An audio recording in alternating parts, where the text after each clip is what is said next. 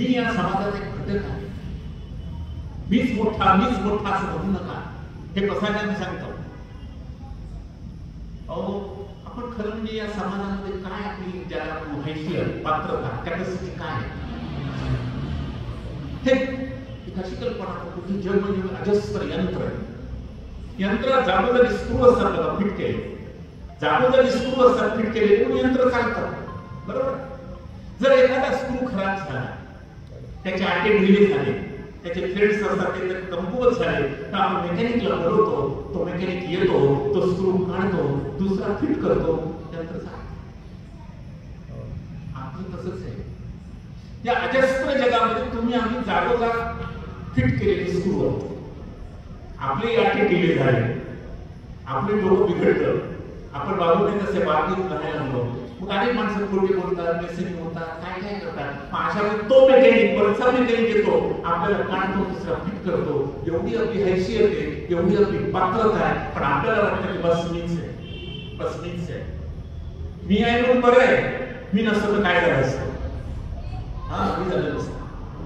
रामकृष्ण ही आले गेले, त्याच्यापासून आपल्याला अशी स्थिती. आपण किस झाडीत मरतो ना, तसे आपण आहोत, पण हे समजतच नाही. ज्ञानेश्वर भाऊ म्हणतात हे समजून घ्या, आपली कॅपॅसिटी काय आहे, या समाजामध्ये आपण काय आहोत, या समाज वृक्षाचे आपण कसे पान आहोत हे समजून घ्या.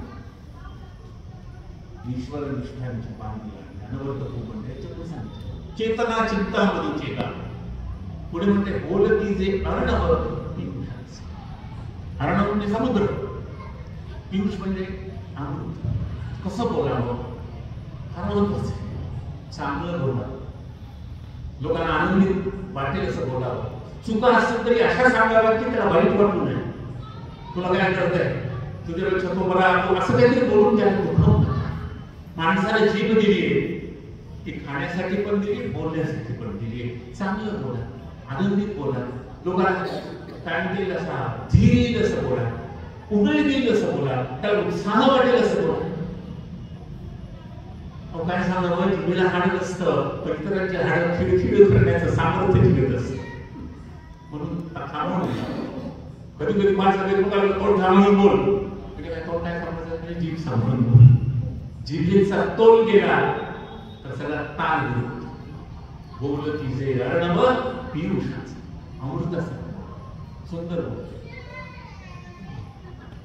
इंग्रजीत म्हणते speak for pleasure, speak with measure, speak with grammar stretcher.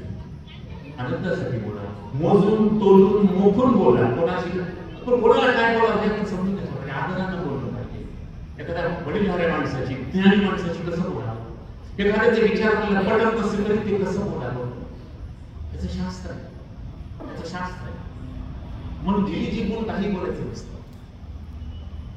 आपल्याकडे सरस्वती बोलण्याला किंवा वाणीला सरस्वतीचं रूप किंवा सरस्वतीचं रूप म्हणजे वाणी असं म्हटलंय. त्याचा अर्थ असा की आपल्याला चांगलं बोलता आलं पाहिजे, समाजोपयोगी बोलता आलं पाहिजे, धीरोदात्तपणे बोलता आलं पाहिजे. बरं गंमत अशी पटकन बोलले की काम होईल असं नाही, पुन्हा पुन्हा बोलता आलं पाहिजे, पुन्हा पुन्हा न कंटाळता सांगता आलं पाहिजे. आणि हे करत असताना कुठेही आळस, कुठेही तावातावानी बोलणं, रागारागाने बोलणं तर संपलंच पाहिजे. हो, हा राग फार वाईट, आज सगळीकडे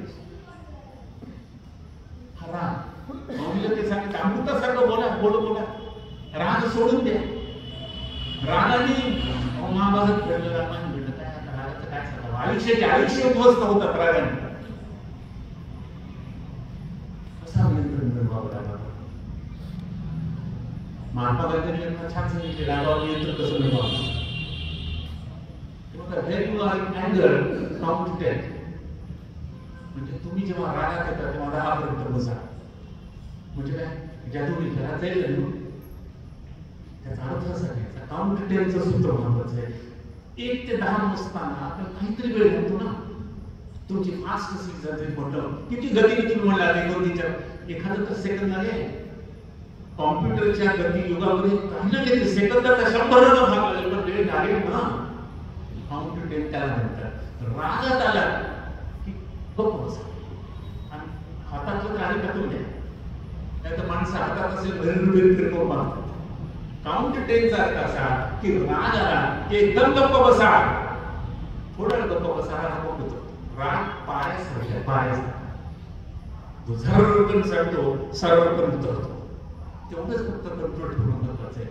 ते 2-4 मिनिटं तेवढंच जमत नाही आपल्याला आणि मग आयुष्य उद्ध्वस्त होतात. अमृतासारखं बघा. अल्पहदीत बोलू नका असं वाटतंय. माणसं त्या व्यसनाच्या आधी झाली की काही बोलतात. समाजाचं यामुळे अत्यंत नुकसान होतं. बोलती जे अर्णव पीयूषांचे